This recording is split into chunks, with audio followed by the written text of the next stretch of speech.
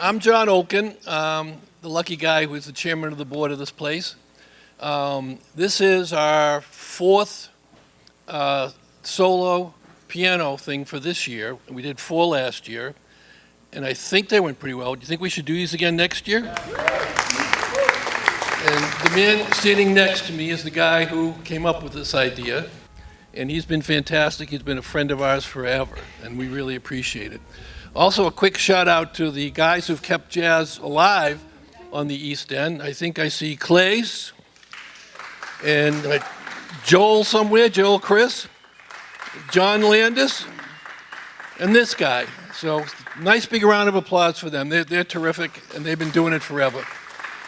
So that's really all I want to do. So just thank you so much for coming, and thank you so much for your support all year. We really appreciate it. And the good Lord, we'll see you again next year for some more good ones.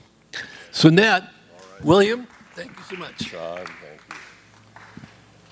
All right. Well, I've been informed to mention that everyone here can become a member of the Hamptons Jazz Fest by just going to our website. You know, if you want to become even more special than you are for just being here, which of course we totally appreciate, go to the next level, and there are some perks with that go with that.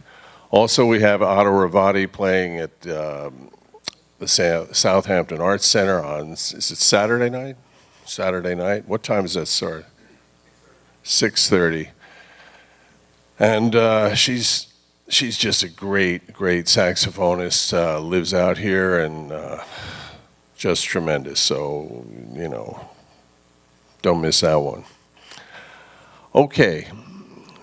Anyway, you know, I thought about what I was going to say today, and you know, we have the Marsalis family down in New Orleans, became known as like a jazz family, but people don't know that there's another family in Hartford, the Curtis family, that might rival them. Between Luquez, a bass player who's played with me, but plays with Eddie Palmieri, plays with all kinds of people.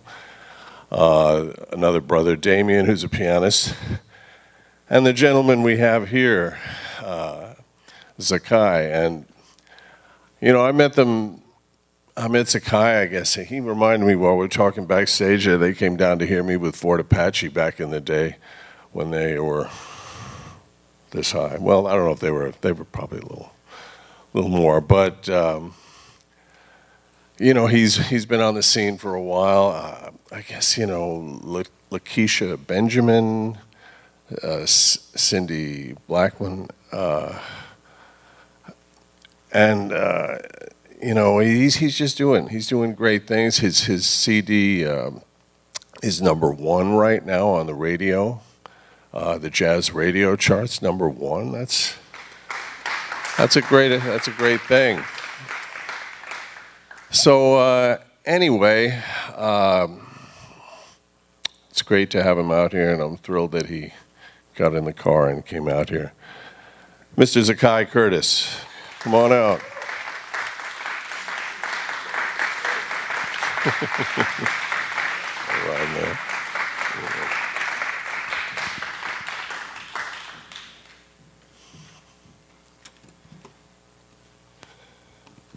Thank you. It's my first time here.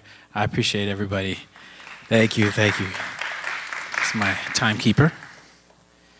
And so I work with I worked with a lot of great musicians, and these musicians included Ralph Peterson, the great drummer, Donald Harrison, incredible saxophonist, and then also Mr. Eddie Palmieri, my mentor. So I'm going to be putting together some music that kind of encompasses each one of those people and the effect they had on my musical life. And I guess we're going to do a lot more than just a performance. I think if people have questions and stuff like that, so it should be exciting. Feel free. Thank you.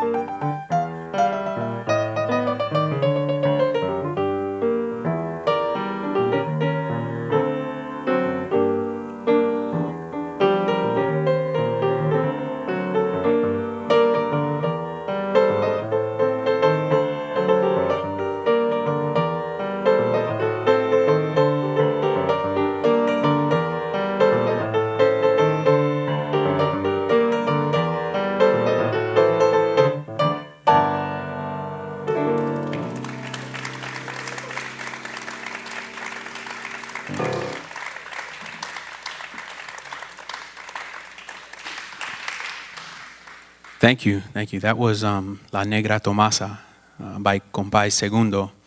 We started on Autumn Leaves, and we ended up there in Cuba. And I'm going to continue with this Chopin etude. And I went to NEC, which is a college out in Boston. And I spent 6 years out there studying music and playing with some amazing musicians. That's where I met Ralph Peterson. And I started off as a classical pianist.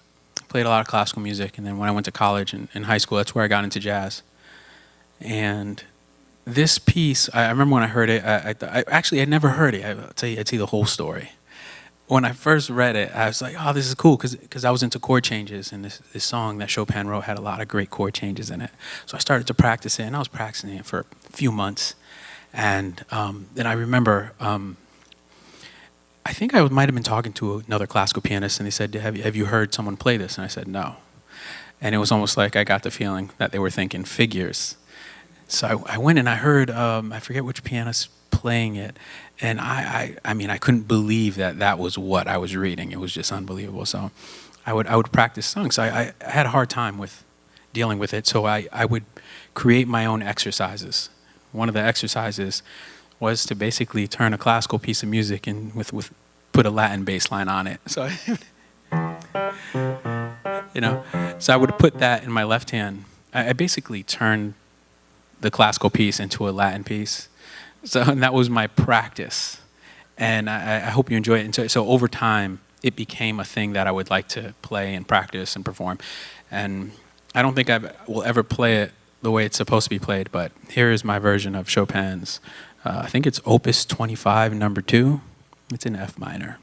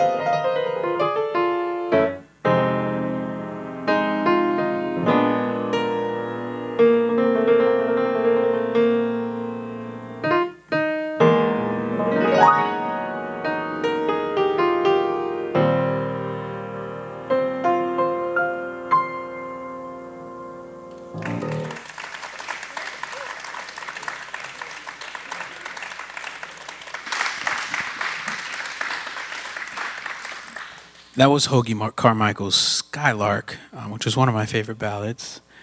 And it's extremely challenging, but I first learned that ballad playing with Ralph Peterson, the great drummer Ralph Peterson. And I remember my first gigs with Ralph were extremely stressful. And, you know, and that was my introduction to trio piano playing, like playing around the world and around the country. And that was my first experiences with Ralph Peterson. If anybody knows Ralph Peterson's playing, it can be, you know, very Ralph Peterson. It ends up not being a piano trio. It's a drum trio. Yeah. And that was one of the tunes that we had in our repertoire. And that's how I learned it, was playing with him. And I'm going to continue playing one of his arrangements. And this one is called Beatrice, Sam Rivers' Beatrice. But I remember we would play these gigs with Ralph, and Ralph would laugh because the intro he came up with for this tune was Saida's Song Flute with John Coltrane. And so I remember he would say in the rehearsals, he would just laugh that the audience would think that you're about to play Saida's Song Flute, but then we come and play Beatrice and kind of fool the audience. So he got a kick out of that. So we had a lot of fun with this tune. And it's actually very challenging, especially if the drummer starts the song off, because all you hear is these hits. And you're going to see this in a theme as I start playing more and more tunes. You're going to hear these kind of hits. That's all coming out of playing so much trio with Ralph. But you'll hear it in this song, and it starts off with the drums doing these hits. So it's confusing even to the band that plays this song.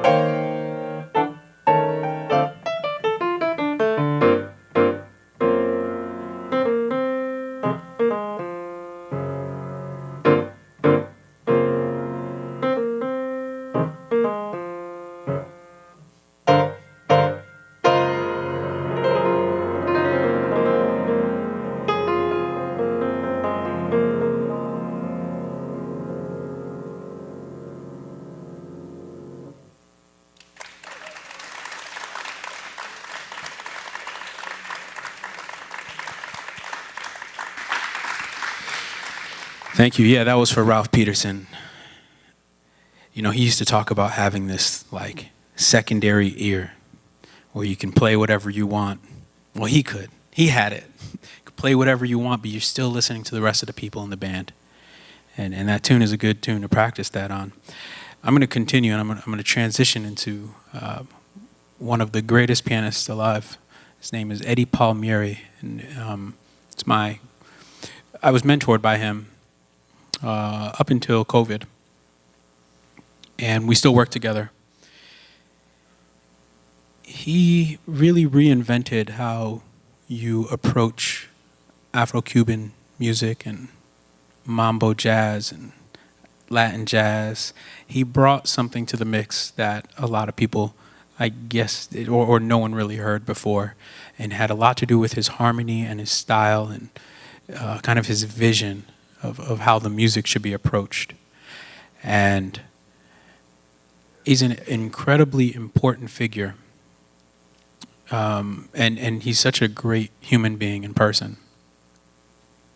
And I want to play this next tune, which is a song he wrote called Muñeca.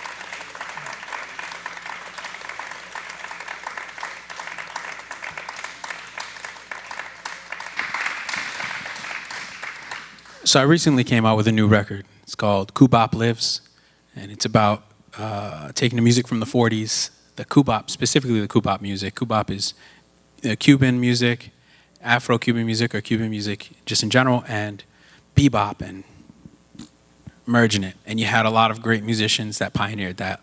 Musicians that we all know, like Dizzy Gillespie, right? Everybody knows Dizzy. Raise your hand if you know Dizzy Gillespie. All right, there we go. All right. I can talk freely about the subject. So Tintindeo is another one. You had a piece called Cubana B, Cubana Bop, but that was written by George Russell, great composer, pianist, taught at NEC, and I was lucky enough to meet him when I went there. Absolute genius. I used to follow him around the hallway, and I think I was the only one that really knew what he did. But I mean, then you had Charlie Parker a little later on in the 50s, but this was really in the 40s that they started doing this. And it was a special time. It was the first time, I don't know if any musical fusion, I don't know if I can say any sort of, just definitive situation. I don't think this is a definitive situation, but it was definitely the most popular jazz fusion, and the first most popular jazz fusion is taking Cuban musicians and Cuban artists and Cuban rhythms and putting it underneath a jazz song. And what I mean by underneath is, instead of having that swing that was coming out of New Orleans, it had a little bit of a different flavor and a different side of the rhythm. But it wasn't, the reason why it worked, this is just my theory now, I didn't read this in any book, but my theory is that because of the origins of jazz being in New Orleans, at least this portion of jazz being in New Orleans, there was a rhythm that they would play on the drums. This is back in Congo Square. I think you're talking now maybe 18th century. And they would play, in the square every Sunday. They allowed the slaves to play drums. The only place in the United States that I know of, that was documented, where they would come every Sunday and they would keep their culture. And so they would play in Congo Square. They would play these amazing rhythms. And one of the rhythms that stuck is this one. Right? And at the top part, now you're going to find this rhythm in Cuba, Puerto Rico, and in Africa. It didn't change. So when it moved to Congo Square, migrated to Congo Square, it then permeated the music there, including the marching band music, right? So now you start to include these boom, boom, boom, boom, boom, right? And I'm getting to my point. So and it's an amazing phenomena that it has permeated all original American music. And I'll show you in a second.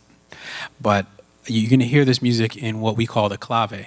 Has anybody heard of the clave? You guys, there we go. Exactly. It's almost like a skeleton behind a two-bar phrase.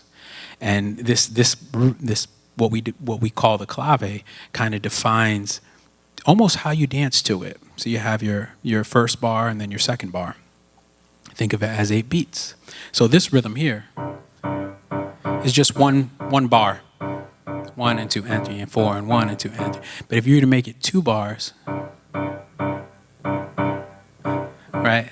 You guys know that's in like so many rock and roll songs, right? In the 60s, 50s and 60s. What was it? I Want Candy. I want candy. Right? It permeates all. If you go back and listen to a lot of the music, you're gonna hear it. You're gonna also hear a lot of Latin music and doo-wop, but I don't know where that came from. At least Latin influenced music. It's really African influenced music. So Congo Square had these rhythms, and they were integrating them not just in the marching band music, but also in the piano music of its time. And it gets really deep, because in Cuba and in Puerto Rico, they have something called the montuno. The montuno is what the piano player plays in the Latin music. So if you hear that Latin music, what the piano player is playing, they call that a montuno most of the time. And what you do is you break your hand into 2 parts. You have the middle part, and you have your octave. And so it kind of alternates. And it's the only place that I know where that it's kind of kept as an accompaniment in that way. Until you start to look at stride piano. Before stride, sorry. Ragtime. That's what Scott Joplin would play. You guys know the Maple Leaf Rag, right? So that I'm going to play Maple Leaf Rag. That's my point. I'm getting in there. I'm going deep. We got time. So what I did is I did a version of the Maple Leaf Rag. And what I did is I kept the right hand the same as the music. With my left hand, I added those rhythms. like this. With the chords, you'll hear it when we get there. But the left hand has changed. The right hand is the same though. I didn't want to change the right hand, so I recorded that. And what gave me the idea to record it is, I mean, when you hear the song, it fits right in clave and everything, and I knew that for years. But I started playing that song with Donald Harrison, the great saxophonist. But Donald had a different approach. He played the song super fast, and it was like in the style of Sidney Bechet, which was another great saxophonist, one of the most prolific saxophonists, the early saxophone players. And I started listening to that version. That version just blew my mind. So I would play these gigs. For many years, we would play Maple Leaf Rag with Donald Harrison accompanying him, trying to really capture that sound and that essence from Sidney Bechet.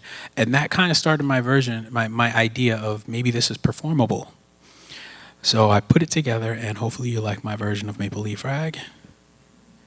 And at the end, there's a little something extra on there.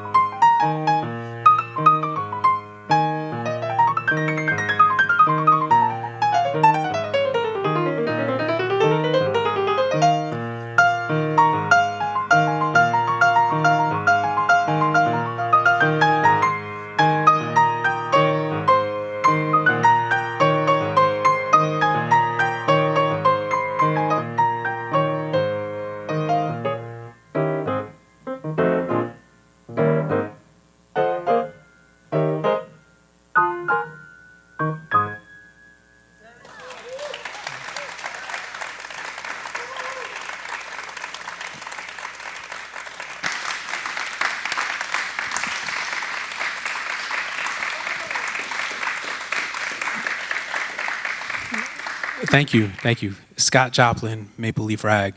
What an amazing composition. And there was one thing I forgot to mention. There's one more connection between Cuban music and ragtime piano playing. And there's this thing that they play at the end of phrases. If you listen to Scott Joplin, it's this, when they change sections at the end, they do the exact same thing in Cuban music. So I don't know where that connection is, but there is some sort of connection. And it's an amazing thing to study and learn. Very, very difficult music on both sides of the spectrum. So I'm going to move on. I'm going to play some original music.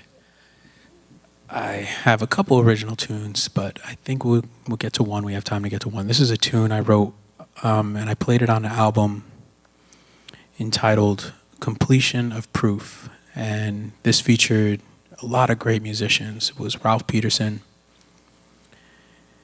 Donald Harrison, both of them. And then we had Brian Lynch, Jimmy Green, Joe Ford, Pedro Martinez, Rogerio Bocato. And of course, it was me and my brother. And this is a tune called Soul Within.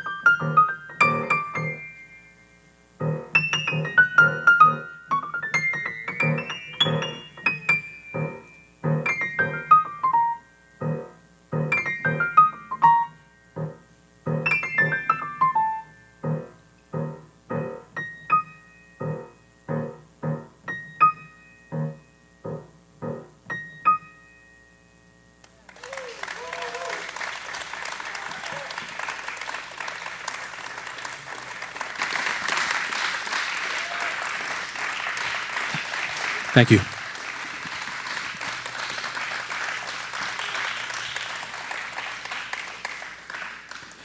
So that was on Green Dolphin Street. And if you ever hear the original version of that, who's heard the original version of On Green Dolphin Street? All right, it's a movie, right? I've never seen the movie. I've only seen it from YouTube, on YouTube, and it shows like this commercial for the movie, the trailer, and I hear the songs like Strings, sounds nothing like the way Miles and them played it. So I always encourage my students to get those original versions, and they sound nothing like a lot of Cole Porter stuff sounds nothing like we play it today. But it's really cool. I'm going to continue with a tune that I learned back in the Artist Collective. I grew up in Hartford, Connecticut. It's 4 hours away, unfortunately. I still live there. So that drive, you got to go all the way around. Well, I was going to take the ferry, but it's expensive. I didn't know it was that expensive. I was like, I'd be like $20. It's not $20. I think maybe if you get it for yourself, that, like without a car.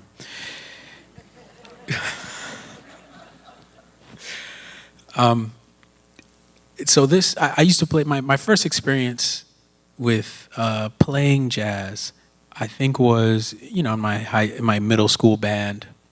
I don't want to belittle as Mr. Hooper. He was a great teacher. And so I would go there after school. It was an after-school program. So my dad would drop me off, and I'd play. And there was this piano player that taught me everything, and he was great. His name is Jared Cologne. He would teach me all types of stuff. He was the other piano player. But I didn't know much, and so I would go to these after-school programs. Pops would take us and drop us off at the Hartford Conservatory. They would have free programs. And the Artist Collective was another place that had a lot of music for young students, and we would go. And that happened to be run by the great Jackie McLean. Jackie McLean is one of the most prolific alto saxophonists to ever live. Yeah, you can clap for Jackie McLean, indeed. And me and my brothers, we owe a lot to Jackie McLean. Jackie was like, I don't know, he's like a grandpa figure, when we were young. We were little kids running around. I didn't know how to play anything. I listened to jazz and, I kind of, but I didn't really know the music. I just knew it from hearing it. We really liked it. And so I was in the classical program at that school. In fact, a lot of people don't know this. I wasn't in the jazz program as of yet. I was young. I was studying under Sheila Scott, classical pianist, and she also did the gospel choir, and I would have to go to the gospel choir and learn that music there. And then I would be playing classical music with her, and just down the hallway was the jazz band. So you'd hear this big band like killing it, and I'm playing the classical music. And then I would have theory classes with her on Saturday. Yeah, Pops was dedicated. I don't know, maybe a little too dedicated, but we appreciated it. And I would then join the big band, but it wasn't what you think, like how it is today when you have a young, and I really appreciate this. This needs to come back, but it won't. Maybe I'll explain why in a second, but So I went to big band class, big band practice. I was very excited. There was another piano player there. And so I got there, and there was chairs. You had the main piano player, and then you had these chairs, and then I would sit on the chair, and I would watch for 2 hours. And then I would come back next week and watch for 2 hours. And I did that for years. I'm not exaggerating. I did it for years.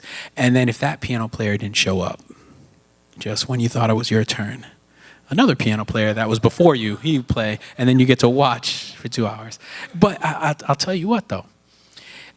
The tune I'm going to play, I learned it from there. I never played it with the big band, but I remember hearing it every week for years. And so I never needed music for the song. And there's a bunch of songs like this that I heard in the big band that were almost like tunes that I knew, but I never played them. So this was one of the tunes. When I did my record, I talked to Lucas about doing this, and I wanted to do a quartet version of Miner's Holiday by Kenny Dorham.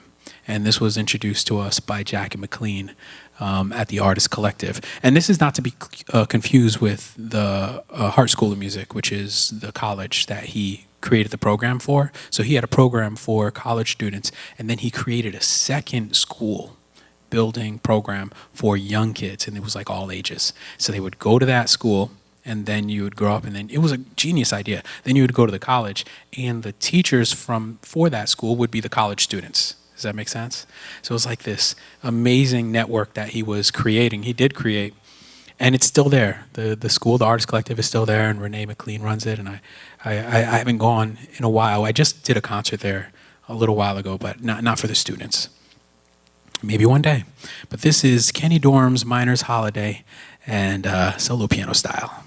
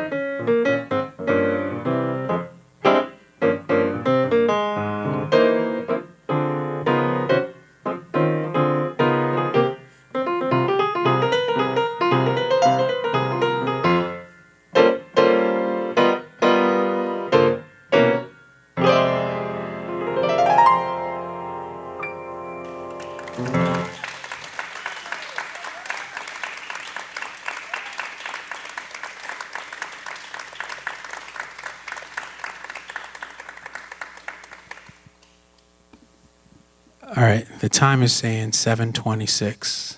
I think it's getting to the point. And let me know if I'm not correct, anybody. I know, is Bill here still?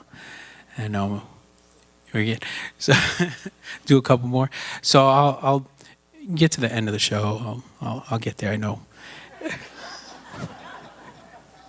I mean, I'm running out of songs, but it was an amazing time playing with you guys. I think it's great to play in this type of setting where it's kind of intimate, and I feel like you guys kind of get what I'm throwing at you, and I'm having a lot of fun just bouncing off your energy. So I want to appreciate all of you.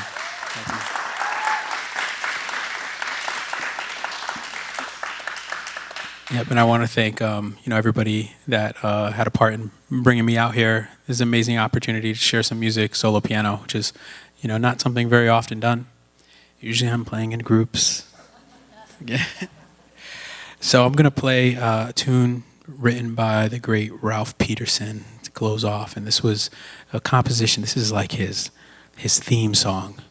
In fact, whenever there's a fellow musician that plays in Ralph Peterson's band, we generally kind of hint at this song, and somebody will turn and laugh because you know exactly the vibe when you just play like a little quote from this song. And this is one of my favorite Ralph Peterson compositions. This is entitled "The Art of War." Thank you all for coming out. Appreciate it.